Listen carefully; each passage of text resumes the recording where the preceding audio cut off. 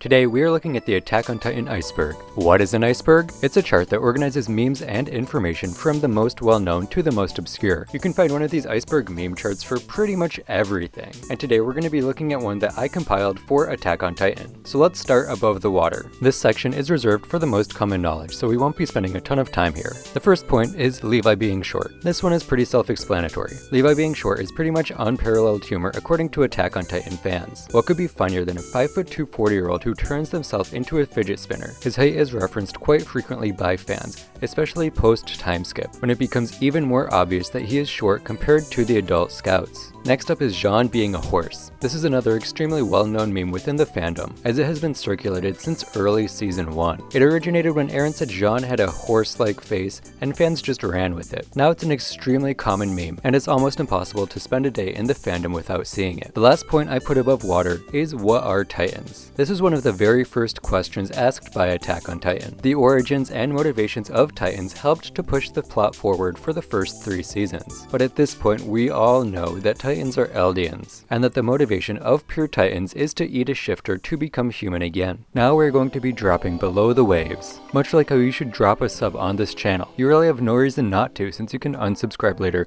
and it really helps me out. This tier is for information that is common knowledge amongst most avid fans, but might not be as well known amongst casual viewers. So let's start with the first point, which is anti-Semitism within Attack on Titan. Attack on Titan has been accused of being anti-Semitic almost since its inception. These claims originate from a large amount of traditionally anti-Semitic propaganda existing within the show, including cannibalism and ritualistic sacrifices that are supposedly inspired by blood libel. Some people also believe that pure Titans are inspired by anti-Semitic caricatures of Jewish people. These claims became even more prevalent after the reveal of how Marley and Eldians were treated. While a Holocaust allegory is not inherently anti-Semitic, some people are saying that giving the Jewish figures a reason to be discriminated against, i.e. Eldians turning into Titans, basically insinuates that Jewish people also had a reason to be discriminated against. I'm not saying one way or another if Attack on Titan is anti-Semitic. Please come to your own conclusions after doing your own research. Moving from one controversial topic to another, the next point I want to talk about is ANR, or Aotino Requiem. ANR is a fan-made ending to Attack on Titan. It is based on the ANR theory, which is pretty controversial in itself as it was created out of disdain for the original ending, but the majority of fans find this ending to be worse than the original. I can't get into it much more than that without spoiling the anime, but what I will say is that it centers around the Eren x Historia ship, so hopefully that will tell you everything you need to know. Speaking of shipping is something that exists in every fandom, but what makes Attack on Titan shipping special is that people will ship literally anyone together, and I mean anyone. Think of 2 characters and I guarantee they are shipped by someone on the internet. And I don't mean like crack ships like Flock and Eren or Zeke and Levi. I mean like just bad ships, like illegal ships. Levi and Eren, I've seen people ship them. Hanji and Mikasa, yup. The newest one, even Magath and Gabby. I have seen comments about that. And don't even get me started on the human and Titan ships. I'm just gonna move on. Following shipping is Before the Fall. It's basically a non-canon prequel to Attack on Titan, and it has some pretty cool references to what would later become important plot points. Next up is Murg. Murg is a translation that is frequently used throughout the manga. It can be seen the vast majority of the time that somebody gets hurt, even in some instances where it's much more serious than a Murg moment. The next point is Hunter x Hunter references. This one is kind of obvious, but I put it in this tier because most casual viewers probably have not seen both shows. A few characters in Attack on Titan were inspired by characters in Hunter x Hunter. Most prominently, Levi being inspired by Phaeton, and Armin being visually inspired by Kurapika. There are also some themes that exist in both shows as well, such as the general moral grayness, and a decent level of gore. On top of this, both shows do have some bizarre sexual stuff, but that could just be said for any anime in general, really. Up next is the OVAs. For a long time, there was a large amount of fans that didn't know the OVAs existed. This is because they were fairly inaccessible to the Western audience, but recently they were all added to Crunchyroll. OVAs are basically short stories that add context to quite a few characters.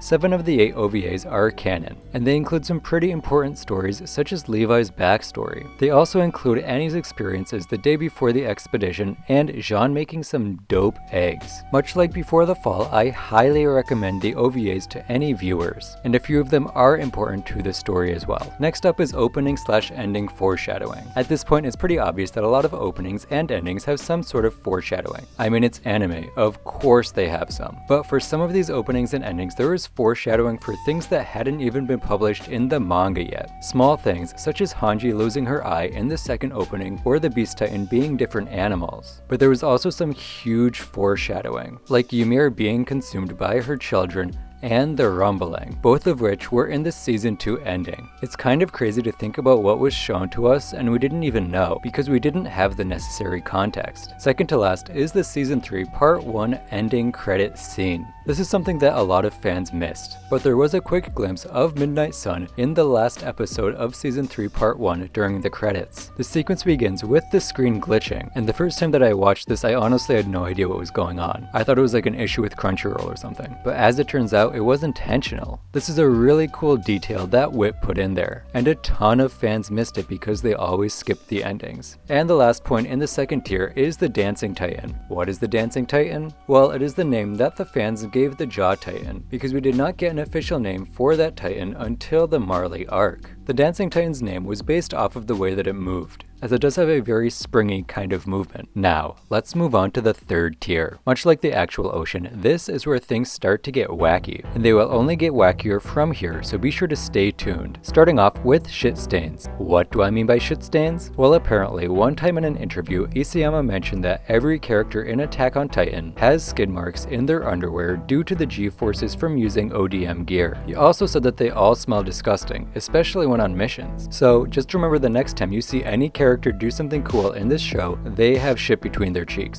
Up next, we have Sasha being saved by the editor. That's right, Sasha was actually supposed to die even earlier than she did. Can you guess when? It was in season 2 when she saves Kaya. Apparently, Isayama wanted to enter character there, which is why he gave her a feature role. But his editor convinced him to make another draft of the chapter with her living, and they both agreed that the chapter with Sasha living was much better than the one where she died. This is most likely also why she had such a minor role in the second half of season 2, as the drafts were already completed and they didn't want to force her back in. Next is Attack on Titan Junior High. This is a small spin-off of Attack on Titan. The show has a ton of small references buried throughout it, such as Armin's speech from season 1. It also has some weird foreshadowing as well, like Bertold and Annie wearing their Titans masks before they were revealed. It is a decently funny show for what it is, but unfortunately it was stopped after the second season. The episodes are pretty easy to find, but it's not something that you have to watch if you're an Attack on Titan fan. Next we have the Reiner sketch. This is not something I can show on YouTube, but if you want to take a look for yourself, it's basically a sketch of Reiner trying to suck himself off, drawn by Isayama for some reason. I don't really know why it exists, but because it does exist, it deserves to be in this third tier. Up next is the original Cart Titan. Did you know that the Cart Titan was originally supposed to be a man? Yup. And in the manga you can actually find the old design. It is somehow even uglier than the one we got. Isayama decided to change the design to Pieck's Cart Titan before it was shown in the anime, which is why we have its updated design from its introduction in the anime. And I think we can all agree that this was a great choice, as Pieck has quickly become a fan favorite character for multiple reasons. And now we are at the final tier. This tier is dedicated to memes and information that is extremely subtle or way out there. First up, we have YMIR's rebirth theory. This theory is kind of connected to ANR, which I mentioned earlier, but the theory is basically that YMIR will be reborn as Historia's child, and that Eren is the father and blah blah blah. The reason this is down here is because it's pretty out there. The only way YMIR might be reborn as Historia's child is if Historia names her child YMIR after the other YMIR, but YMIR and Historia have no real connection other than that and their royal blood. So the founder YMIR being reborn from Historia really makes no sense. It's a fairly baseless theory that was popularized on Reddit, and was featured on almost every other Attack on Titan iceberg I could find. Next up is Halo-chan. Halo-chan is the name fans assigned to the organism that attached to YMIR in the tree. This name was given to it because it bears a strong resemblance to the ancient organism Hallucigenia, which originated in the Cambrian explosion. This one doesn't matter to the show in any way, shape, or form. It's just a fun little fact that I like because I think the name is fairly fitting. Moving on, we have Dr. Kichiro Moto. This guy was the supposed final boss of Attack on Titan according to an old leak that circulated over 7 years ago. According to this leak, Moto created Titans to get revenge on humanity for the death of his wife and son. They were killed because he was researching sacrilegious things, this sacrilegious thing being Titans. He was exiled, and when he created a Titan serum that allowed people to shift between Titans and humans. And then those people built walls to protect humanity from the pure Titans. This leak goes on for quite a while, and the supposed ending was that Eren, Mikasa, and a bunch of other shifters were supposed to fight Moto's people. Obviously, we know at this point that it was completely false, like it was just made up, no grounds whatsoever. But it was a popular theory back in the day, and it's funny to look back on where people thought the series would go and where it actually ended up. And the last point is future Eren appearances. If you look carefully through Attack on Titan, you will find people that look like Eren multiple times. It could just be a lookalike, but there is a strong resemblance, such as this episode, where you can see a man wearing Eren's clothing standing next to a person with blonde hair and another with dark hair and a scarf. Or this one where we can see a man who has a similar hairstyle to Eren in season 4. There are details like this throughout the entire show, but I don't think there's really any intention behind it, just a cool detail that may or may not be relevant. And that's the end of the iceberg chart. If you made it this far into the video, be sure to subscribe. I mean, you obviously like the content. And if you're already subscribed, check out the Discord or maybe the Patreon. I had a lot of fun making this video, so I hope you enjoyed it as well. And I'll see you next time for another breakdown. See you then.